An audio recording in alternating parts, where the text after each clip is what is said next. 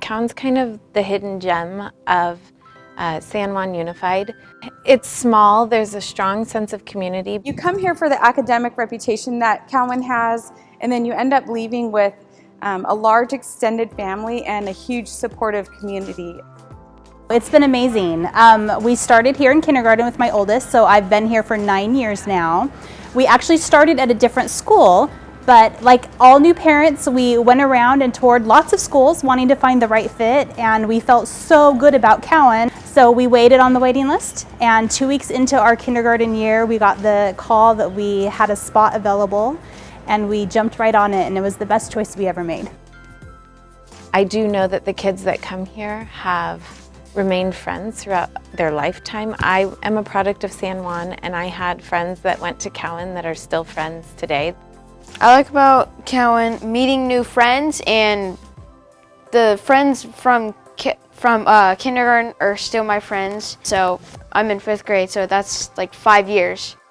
When you walk through our classrooms, it looks like there are multiple adults instructing, well, because there are a lot of parents involved and grandparents. The parent-teacher relationship is so important at Cowan because when children know that their parents and teachers are in constant communication and the consistency is there with expectations, they feel more supported and they ultimately end up having a better learning experience.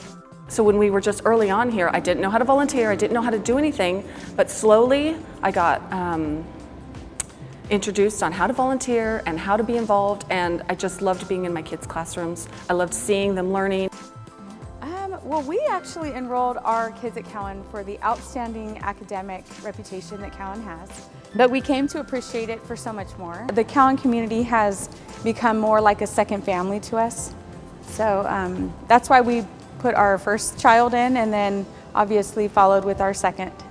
My favorite assignment in 1st grade, we did a report on the animals of the Amazon rainforest. In 5th grade, we did a state project where we would be assigned a state, and then we had to learn all about it and decorate a trifold. Science, we did tornado experiment, and we kinds of biographies, autobiographies. They let you retry if you accidentally make a mistake, and they help you learn new things. Festivals, we do father-daughter dances, but we do jogathons, and which are really fun because you get to do a workout. Do 6th grade buddies, and when you're in 1st grade, you get assigned with a 6th grade buddy. My 6th grade buddy, we did a report on giraffes, and we went on field trips, and it was really fun.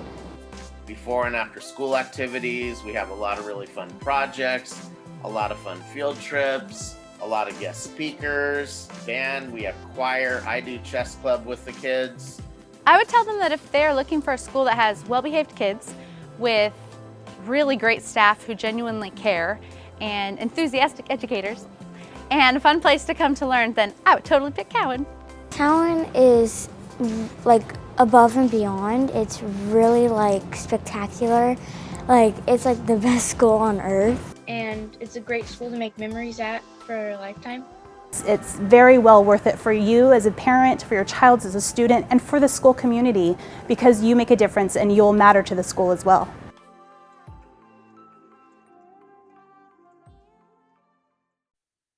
And at this time, we're going to turn it over to our current fabulous Parent-Teacher Club President, Sherry Matthews. Hello. My name is Sherry Matthews, and I'm the PTC president here at Cowan. And I want to welcome you to our information night. I have been a parent here at Cowan for a lot of years, since 2005. I have 5 kids, and I have only 1 left at Cowan, and all 5 of my children have gone through Cowan, and we have just loved it. The things I really enjoy about the learning environment here at Cowan is that my children are engaged in learning, and the teachers truly care about my children's progress, and I love that teacher-parent relationship. I love that you can be hands-on. I love that you can volunteer in the classroom, you can help with class parties, you can drive on field trips, and you're there engaged with your children's learning and their educational experience. It's really fun. So involved parents, they really do make a difference here at Cowan, and we have a volunteer culture. We expect 2 hours per month, and it sounds like it might be a lot, but it's really not. Once you're involved, really everyone just kind of helps, and it's really great to be volunteering in the classroom. So the Parent Teacher Club, or the PTC, is a volunteer-run organization that focuses on working with you, the parents, teachers, and staff to help create an enriched learning environment here at Cowan. Through our school and community events such as skate nights, Fall Family Festival, Daughter of My Heart Dance, Mother-Son Sports Night, we foster a sense of togetherness, school spirit, and a lot of fun. So our fundraisers like Jogathon, Silent Auction, or Penny Wars, they support our technology, the library, PE, art, and just a lot of other things. The whole point of PTC is to support our students and our staff through dedicated volunteers and to put the funds raised where it matters most. So as long as you're here at Cowan, you will see that we have this great community that's super unique, and we hope that you will choose our school because it is super good, and hopefully we'll see you next year. Thank you. Thank you, Sherry. And our kindergarten team, they're up. All right. Hi, I'm Mrs. McCormick, Melissa McCormick, and I'm part of the kindergarten team with Mrs. Bray. I have taught either kindergarten or first grade for about 19 years, and I have 2 boys, a 10-year-old and a 5-year-old, who pretty much keep me very busy. Ms. Bray, you want to talk about you real quick? Yeah, so I'm Jamie Bray. I'm the other kindergarten teacher here. This is my 4th year teaching right now. All 4 of them have been in kindergarten at Cowan. I love it. Right now, my family is my husband and my cats, which I'm sure you can see the one behind me here. They, pretty much follow me around the house. I grew up in San Juan. I'm a product of San Juan schools, and I'm just really happy to be a part of the district still. And I really, really love being in the Cowan family. I think it's really awesome. All right, so we're going to talk a little bit about what kindergarten, a day in the life of a kindergartner, and what else we do in kindergarten. I'm going to start first with homework expectations. Homework is an integral part of kindergarten program. It lends itself to an excellent home and school connection. The kindergarten teachers, myself and Ms. Bray, write weekly newsletters, which keeps you aware of the curriculum and activities that we are doing at Cowan and in the classroom. We also send home a weekly homework grid where it consists of academic and social and gross motor skills to work on at home. And the benefits are beyond the obvious subject matter. It's also related to life skills that are being developed, which include responsibility, independence, perseverance, and self-reliance. These are skills that add up to like good self-esteem and positive self-esteem. Your role as a parent is a vital one, and your attitude towards homework will impact your child. Sorry, I heard somebody get muted. And the grid, it has 9 squares usually, and you would pick 6 of them, and the kids usually really love to do them. Like I said, some are academic, some are social, some are just having dinner with your family and talking with each other. We do encourage parents to spend 15 minutes a day, 4 days a week, from Monday through Thursday, with your child learning on the assigned skills. Children can learn much easier when they have a small block of time that are reinforced frequently. So it's the same time every day. Their children love routine and structure. So having it the same time, when you get home from school, have a snack, have a little break, and then get to work. In this way, we as teachers and parents can reinforce what we're doing in the classroom and what you're doing at home. And they have a little bit more knowing that we are working together also. Our homework usually entails reading, some kind of phonics, math, family time activity, along with fine and gross motor skills. As I mentioned earlier, in kindergarten, we use a grid page that has 9 boxes. 2 are usually required. 2 are, one is the reading for 15 minutes a night, and 1 is usually the math, and that's reinforcing what we taught during the school day. You and your child select 6 of the choices out of 9, and some boxes might state get a number cards 10 through 20 and put them in order.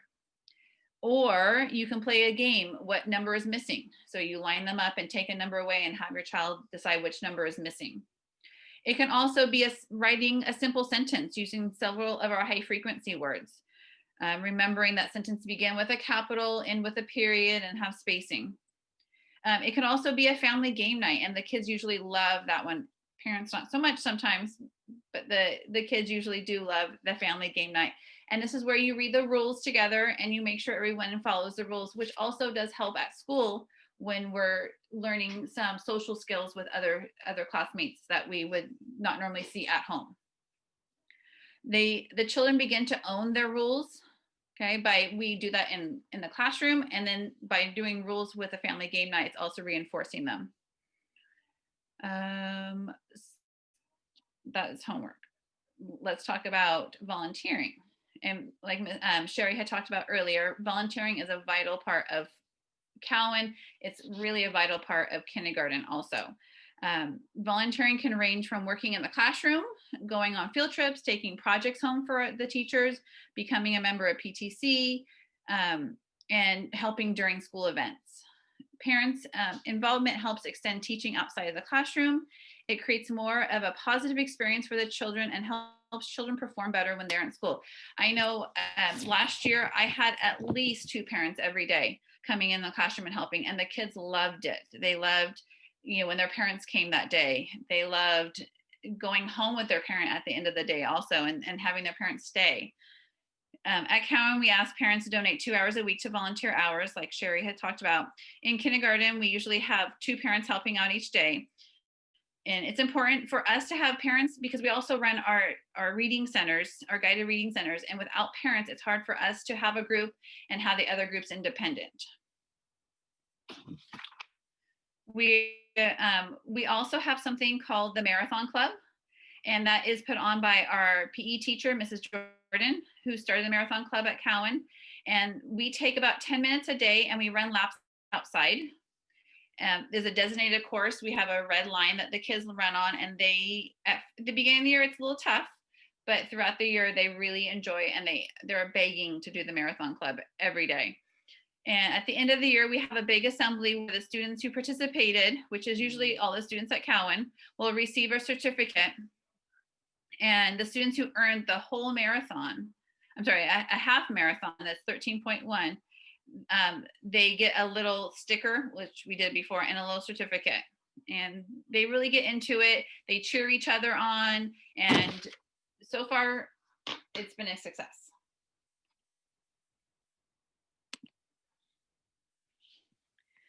Okay, so I'm going to go over a couple of frequently asked questions. I'll tell you a little bit about some of the projects we do, our assessment, and kind of take you through a day in the life of a kindergartner. So one of the frequently asked questions that we get a lot during our parent information night is about 4-year-olds. So if you currently have a 4-year-old or their birthday, they don't turn 5 until really, really close to the start of the next school year, one of the things that research shows is that students tend to do better when they're on the older side. So if you have a student that's kind of on that borderline, let's say, for example, an August birthday, research shows that it would be better for them to wait as opposed to starting super, super young. The developmental maturity of a child, it does vary from child to child, but if they're not developmentally mature, it does affect their learning. It's harder for them to get focused. And in our experience, the students that are older do much better. They're able to handle the challenges of learning in a kindergarten environment than students that are younger or the students that are less mature. Over the years, we've had a lot of parents that say that waiting that extra year was a really, really good decision for their family and especially for their child. One of the other things that we get asked a lot is some ways to help your kindergartner prepare, or your incoming kindergartner prepare, I should say. So one of the things that you can do is if you decide that your child is ready and you want to go ahead and enroll them for kindergarten, read with them. Reading is a great tool. And, we ask for families to read every single night. children that read more have better vocabulary, they have a better understanding of their world around them. You know, if they have a book that's their favorite, we know that it gets, you know, a little tiresome to read it every night, but honestly, it's really good for the child. It helps them with fluency, it helps them feel comfortable with reading, and it helps them to feel like they're in charge of their learning. So interacting with them by reading that favorite book over and over again is great. You can talk with them, you know, you can help them learn the letters and the alphabet, teach them how to recognize things like their name in print. You can play like letter games. And you can also provide some things like fine motor activities like cutting, coloring, Play-Doh. These are all really great ways to help your child to prepare. You can also do gross motor activities such as riding a tricycle or, you know, bouncing a ball, things like that. And repetition with all of these things is key. The more and more practice a child gets, the better. Studies show that students need as many as 7 exposures or more to master something. You know, sometimes some students take 50 times to learn how to do something. Another important thing about Cowan is our writing. We have really heavy expectations for student writing. So the goal for the end of the year for our kindergartners is that they can successfully write all of their letters, uppercase and lowercase, without reversals, and they can independently write 2 sentences, 2 complete sentences using high frequency words, correct finger spacing, all that kind of stuff. Whereas other schools, they don't have quite as high of an expectation. We spend a lot of time practicing our writing in order to help students be successful later on. Another thing that we do that is a little different than what you'll see at other schools is speaking presentations. So we do start speaking presentations in kindergarten. We do 1 per trimester. And at the very beginning of the year, students get, can be a little tentative. And we have them practice speaking all throughout the year. They do, partner work and small group work and all that kind of stuff. But as far as speaking in front of the whole class, they do that several times throughout the year as well. And it's really great practice for them to start really young and get used to it. One thing to kind of note, and this isn't particular to kindergarten, but I did want to mention that we have short Thursdays. So every single Thursday, assuming we're not, of course, in COVID times, one of the things about Thursdays is that they are a little bit shorter. Staff have meetings on those days, so it does slightly affect our schedule. So when I take you through the day in the life of a kindergartner at Cowan, note that Thursdays are slightly different than what you'll see for the other days. Looks like, did Mrs. McCormick get kicked out of the meeting, I think? That's okay. We don't need the slides for me to go through this with you. Okay, so before I kind of take you through the life of a kindergartner, one important thing to understand is our early late program, which will determine what their schedule is like throughout the day. So for our early late program, it is entirely based on student skills with phonics. We do a phonics and phonemic awareness assessment at the very beginning of the year. So things like letters, rhyming, blending, all that kind of stuff. We do a one-on-one assessment with each student to see where their skills are at, and then based on their need, we'll place them in a group. So these groups can change throughout the year based on the student's need. If a student is really successful, they might get bumped up in a group. Or if they're having a little trouble and they need a little bit more one-on-one time, we might take them down into the intervention group. And it is fluid. It is not by request. Parents aren't able to choose early late. So if that's something that's important to you, you need to keep in mind that our program, that's not how it functions. So in the life of a kindergartner, if they are a morning student, so they're in the earlier group, it's a larger group. We start out with morning reading groups. We start our day at 8:25. We have small flexible groups. They rotate around. Like Mrs. McCormick had mentioned, we really need parent volunteers, especially when they're doing their independent practice. We have a group with us and other students are doing work by themselves. So having that parent support to be able to check in with students, they are still 5 and 6-year-olds. So they do need, someone to check in with them and make sure that they're staying on task. They'll work on things like Rhyming, reading, phonics games, high frequency words. We have online programs such as Lexia that we use, and we'll target specific skills each week and change them from week to week as we progress throughout the year. After the morning reading groups, the afternoon group arrives. And they come in at 9:35 every day except Thursdays. Thursdays is different. So once the afternoon groups arrives, we do a variety of things such as calendar time. We'll do like our superstar of the week. We might have library, gross motor, science, art, any variety of activities during that first time frame there. What's wrong with that? Gross motor is our kind of like a PE program that we have for our kindergarten students. It is run by, again, volunteers. Volunteers are of utmost importance. We need them to help make our programs function correctly.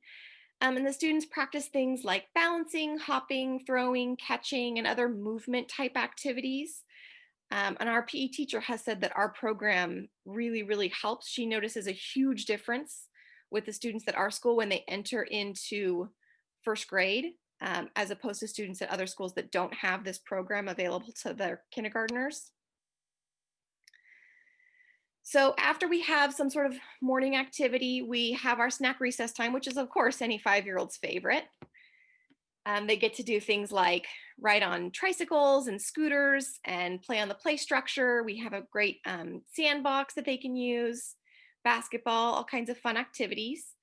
And they also have snack time. So they have 15 minutes for snack and 15 minutes for recess each day. And the classes switch. So only one is on the play structure at a time, which is really nice. There's plenty of space for them.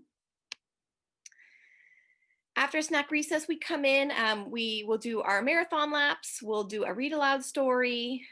Of course, marathon laps, not inside, but outside before we come in.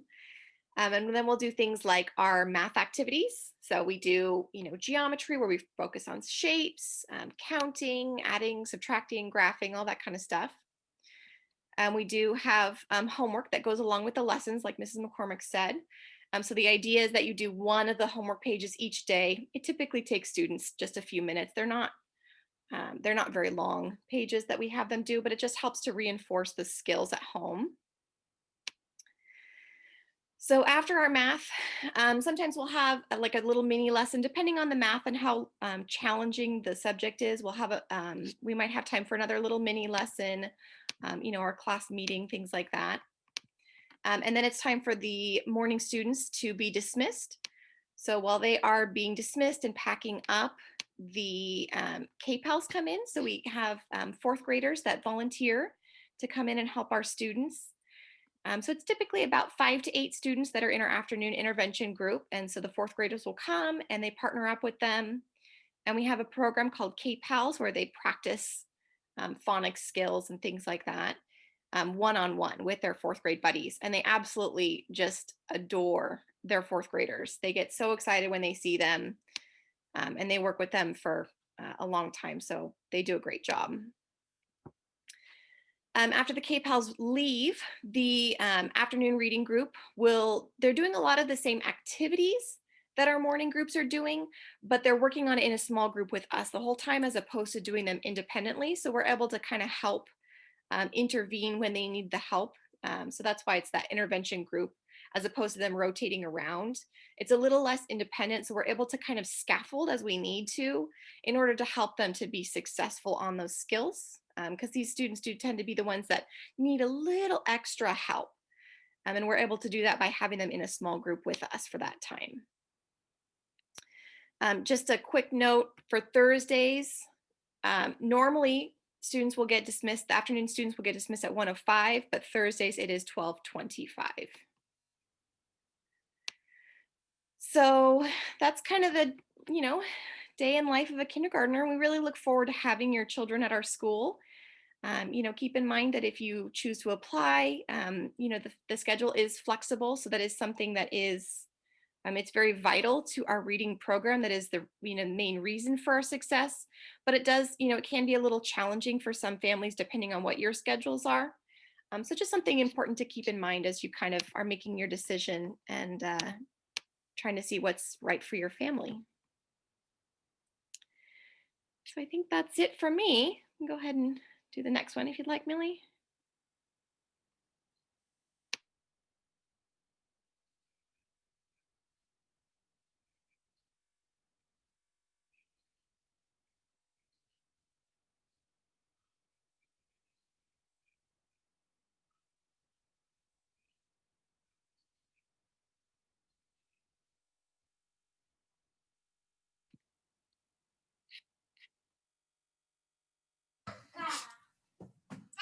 Our kinders.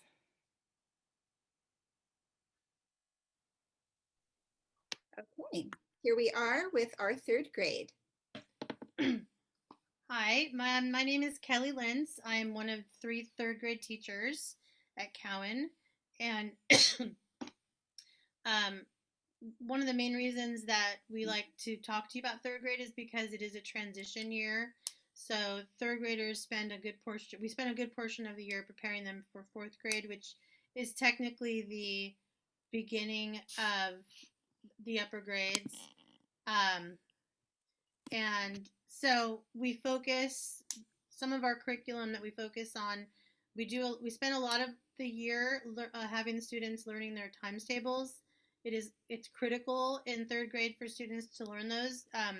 The fourth grade teachers have an expectation, at least at Cowan, that students know their times tables pretty well. I mean, if not, if they don't have them all known, they have a good portion of them learned by the time they start fourth grade.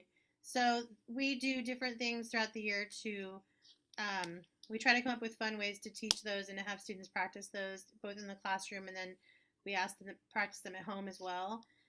We do a lot. We do third grade's also the year where the students learn how to tell time on an analog clock. So we're actually doing that at the moment. They learn about telling time and about elapsed time, and it's really, I've taught third through sixth grade, and it's really the only year that I'm aware of that they teach time and telling time. And being that this is a digital world, most students don't have a lot of the experience of reading an analog clock, so it's pretty important. We also focus a lot on problem solving in math, and one of the ways that we help students with problem solving and is by incorporating on Friday mornings we do what's called math carousel, which is about a 1.5 to 2 hour time period, and parents have come in and help with that, where students learn different math games, which we have in our classrooms, and then they rotate in groups over a period of weeks with playing those games. And the math games are typically above a third grade level in order to teach them how to use the problem solving, and by working together and learning those strategies, it helps with all kinds of problem solving. In science, we focus on animal adaptations, animal survival. Students do an animal report, which we just finished. They learn about plant life, weather and climate. And during the weather and climate units, we teach them about tornadoes, hurricanes, things that really excite the kids to learn about them. And we have them make a tornado in a bottle. That's one of their projects that they work on. We do try to incorporate a lot of STEM into our science program, which is science, technology, engineering, and math. So, for example, right now, we just finished doing a unit on Native Americans, and students are building a Native American dwelling, which I have on another side a couple pictures of, which they have to make secure enough for bad weather. So we incorporate the different elements of technology and math and engineering into our science program as well. In language arts, in addition to the adopted curriculum that our district uses, which is Benchmark Advanced, we also do 3 novel studies a year.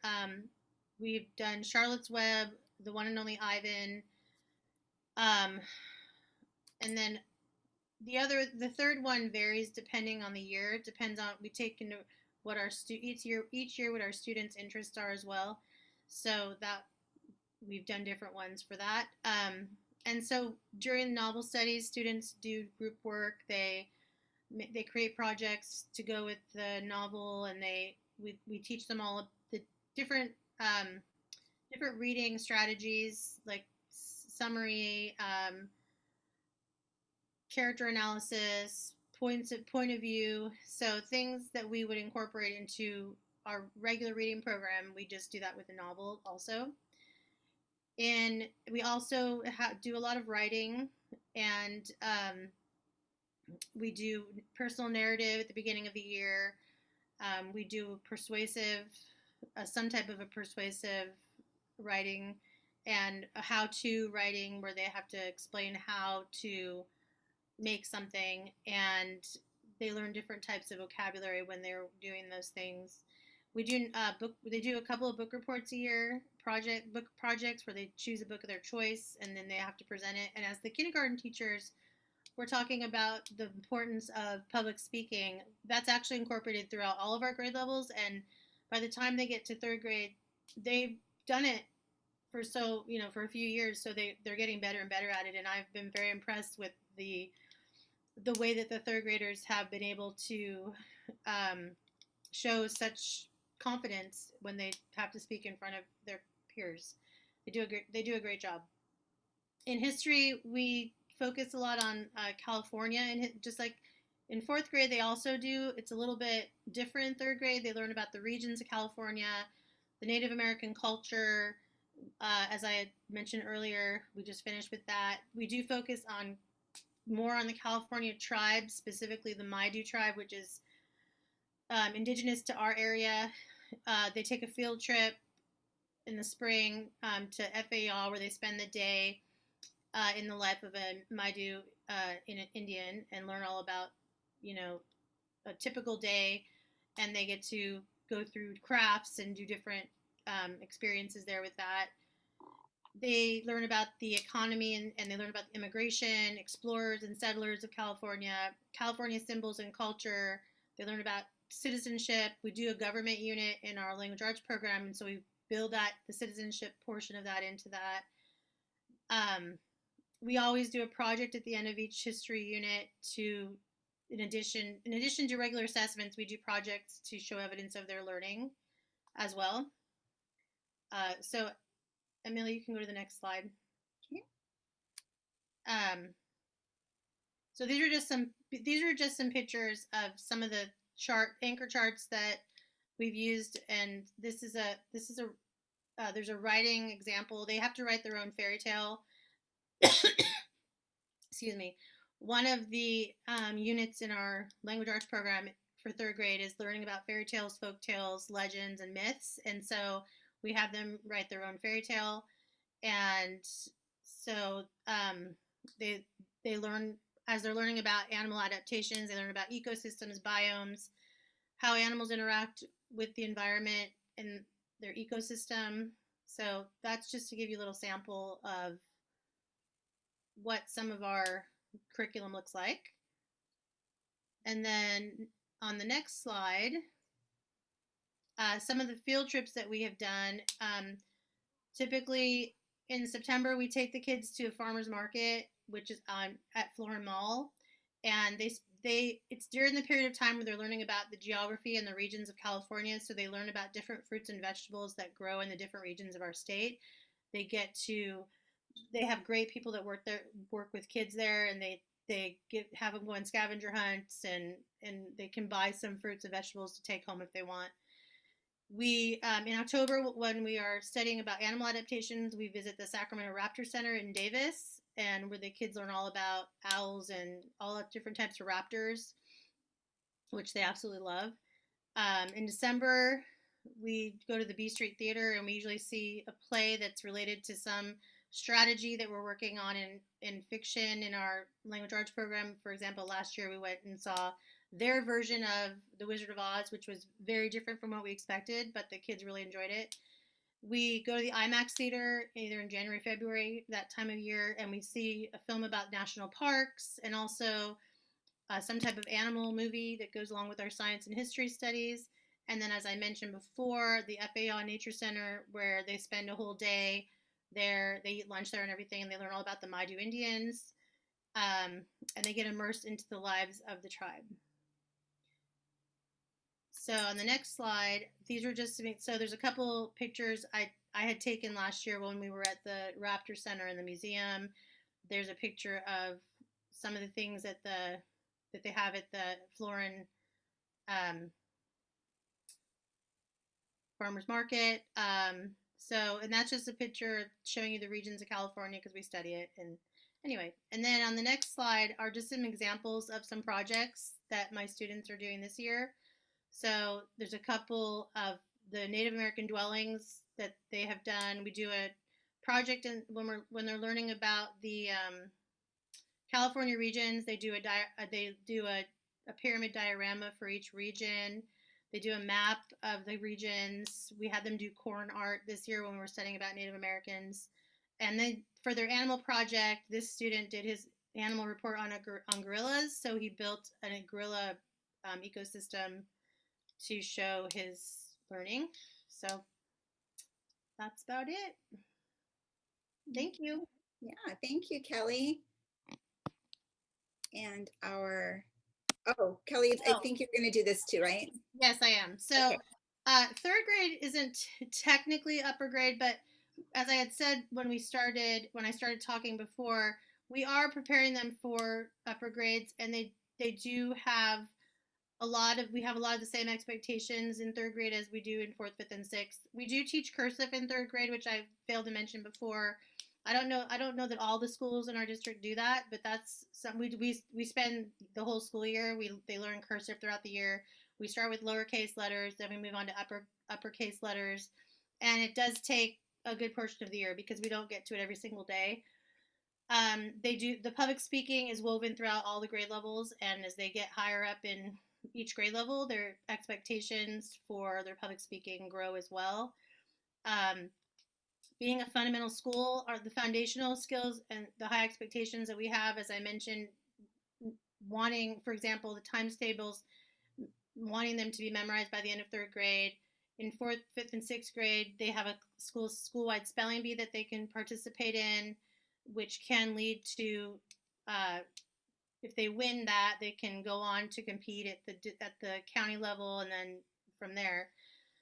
So we do have a focus on a lot of the very foundational fundamentals at our school still that we feel are extremely important for students' success in their future.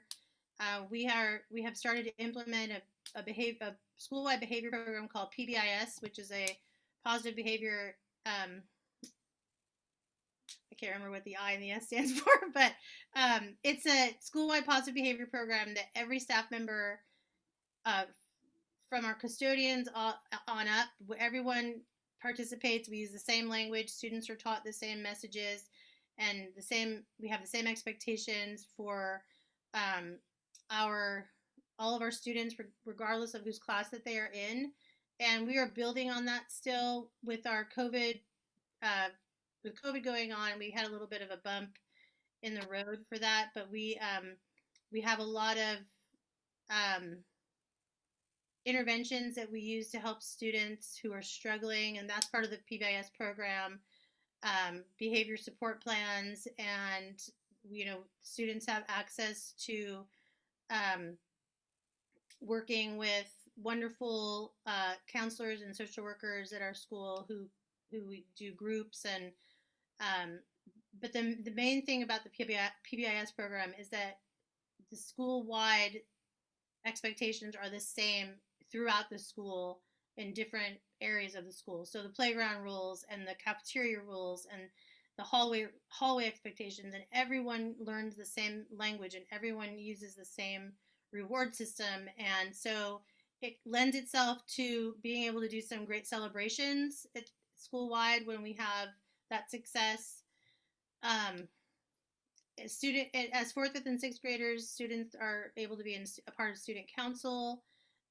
They can either be representatives for their class. They can also run and for different, depending on what grade they're in, they can run for president, vice president, secretary, treasurer, and some other positions as well.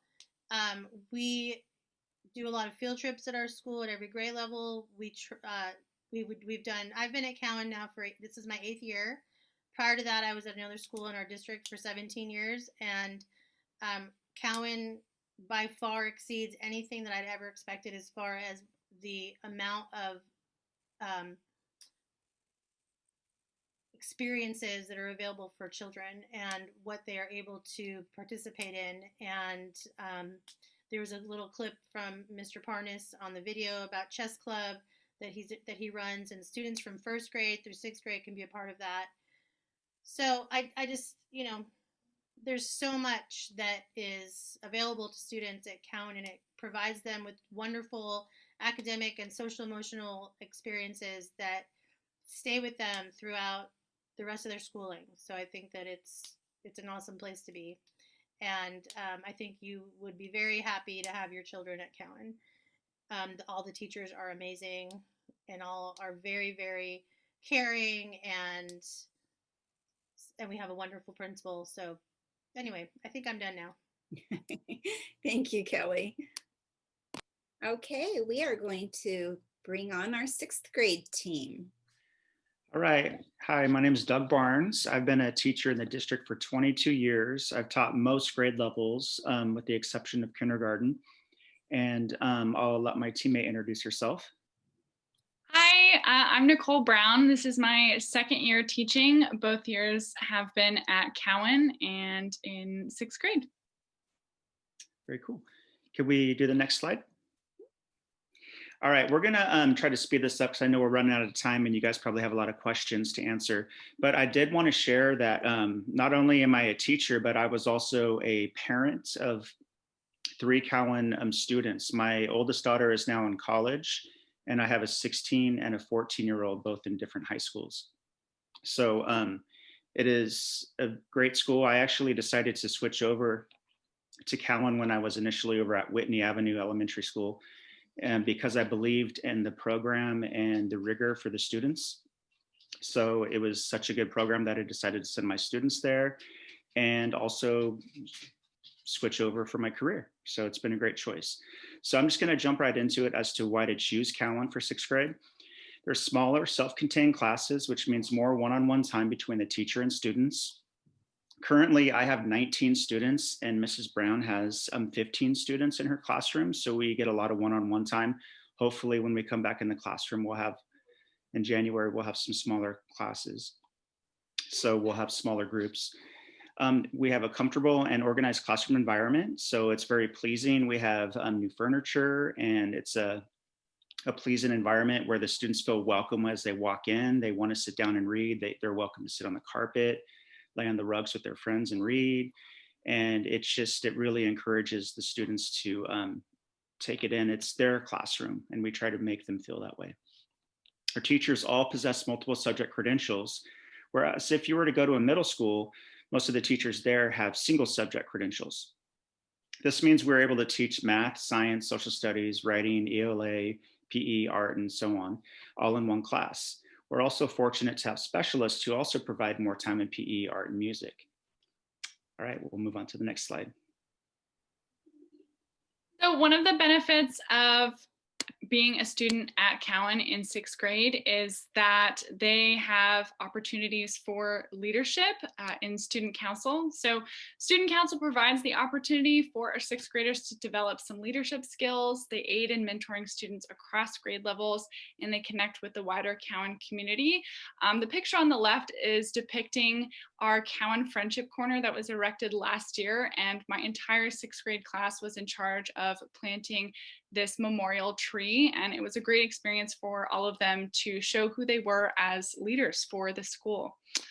Students learn about the importance of teamwork, resiliency, and interpersonal relationships in student council. So 5 or 6 of my students in my class last year were the president, vice president, and other members of student council, and they were held to a very high standard. They had meetings several times in the month, and it was just cool to see them blossom as the little leaders that they are and have public speaking opportunities. So it was really cool. All right, field trips. Now, in order to attend certain field trips at local middle schools, you must be in honors classes or IB program. My daughters experienced that firsthand when they went off to the other middle schools. So they were all in let me just explain first off. 2 of my daughters stayed at Cowan, 2 of my youngest daughters, and my oldest daughter moved off. She went off to Arcade for 6th grade. And that was when I first actually started teaching at Cowan 10 years ago. It was a long time ago.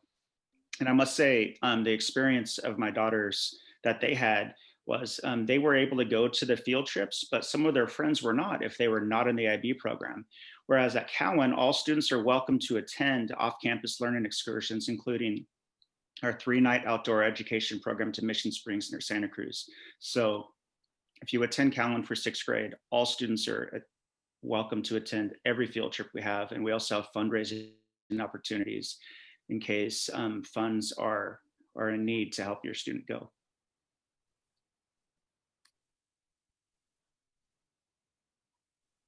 Okay, so one of the perks I think for staying at Cowan as a 6th grader is that the same curriculum is used throughout middle schools and at Cowan. So no matter where you go, it's the same curriculum. However, in an elementary setting, we can adjust our schedules to provide more learning time in areas where students might be struggling. Whereas in a middle school setting, they get that 55 to 60-minute period in math, and they don't see that teacher again until the following day. So we get that opportunity to stretch that learning time if we feel that it's necessary. We can answer questions whenever. We see the students all day, every day. So on top of, the same curriculum, we develop really strong bonds and relationships within our classrooms, and they become these little tiny communities, and it's really cool to see. So these are just some work samples from some work that we had last year. And I just love the ability at Cowan as a teacher to be flexible in our teaching and learning schedules. I love to do interactive journals with the students last year. We had a lot of class novels, and on the next slide, we can touch on more in depth with the curriculum, but it's just been really awesome to see. And I'm a San Juan baby as well. I grew up in the San Juan district and graduated from Rio Americano High School. And so just being able to teach in this district and see the middle school curriculum in an elementary setting, it's different. And I think it's advantageous for 6th graders who stay here. And as you can see, we have our curriculum areas posted. For social studies, we cover ancient civilizations. For science, earth and space science, which is our Amplified program. For our ELA program, we do novel studies. We study informational text, citing textual evidence, which is also our Amplified program. And all of this content is available online. So for example, if your student is homesick, they can access the programs and what we're teaching in class at home. For math, we cover ratios, fractions, pre-algebra. Writing, we cover expository, descriptive, argumentative, and narrative types of writing. Okay, thank you. Next, we'll be talking about our enrichment opportunities. Can you hear me okay? Okay, thank you. We do offer extracurricular programs at Cowan before and after school. We have opportunities for our students to engage in choir and band, student council, and a variety of sports, including a K1 cross-country team. We have basketball for girls and boys and volleyball as well. And we have our famous chess club. Now, as we wrap up our presentation this evening, there are some very important open enrollment to-dos that I want to point out to you. The dates are very important. The enrollment window for open enrollment opens on Monday, December 7th at 8 a.m. That's the first moment you can submit your application for your school of choice. It ends Friday, January 15th at 5 p.m. Strict ending date and time. So be sure that you have the opportunity to look at the schools that you're interested in and give yourself time to reflect on the needs of your family and your students' personality and learning style. We want you to make the very best choice for your child and your family, and that's the most important thing for every student. Of course, we want you to choose Cowan, but It's got to work for your family and your child's learning style. Be sure that you applying online is going to probably be the best method of application this year, considering COVID. You can also call and schedule an appointment for in-person application at San Juan Central. I included this link here if you'd like to jot it down, or you can just go to San Juan's website, sanjuan.edu/open enrollment, and you will find a great deal of information there. It will direct you to everything you need to know about open enrollment. Another important note that I want to point out here is your child must be 5 years old on or before September 1st to enroll in kindergarten. 5 years old on or before September 1st for kinder enrollment. We do not offer at Cowan a transitional kinder program, but if you want your child in transitional kinder, those opportunities are available at other schools, and then you can look at Cowan for kinder later. I'm going to click here quickly to take you so you can get a look at, this is all focusing here on, I've been having this pop-up issue, and there's another pop-up issue. Everything you need to know if you have any other curiosities about open enrollment. And keep in mind that open enrollment is on a lottery basis. It's not a first come, first serve. So we don't have to race at the beginning to get your names in first. Applications will go in and then they will be randomly selected. Oops. Okay. So that officially concludes our presentation. We thank you for considering Cowan Fundamental as your school of choice.